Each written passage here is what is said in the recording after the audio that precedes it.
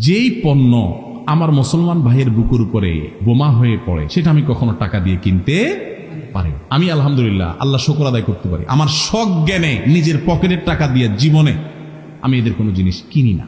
সেদিন এক জায়গায় একটা খাবার অর্ডার দিতে বলছি আমার ড্রাইভার সাহেবকে, তো উনি ফোন দিচ্ছেন, বলে যে অফার আছে স্যার। কি অফার আছে? যদি আপনি এইটা কিনেন তাহলে সাথে একটা কোকা কোলা ফ্রি। আমি বললাম আমি খাবারই কিনবো না, এবং ওই দোকানদারে বলে দাও যে তোমার এইটা ফ্রি থাকার প্রতিবাদে আমি তোমার খানাই কিনবো না, তুমি তোমার বসরে বলে দিও।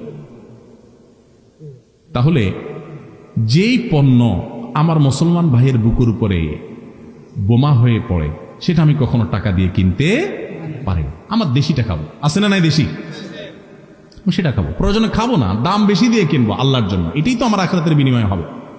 আমি এই জন্য বলি, যদি দোকানদার ভাই কারো সৎ সাহস থাকে বা আপনারা দোকানদার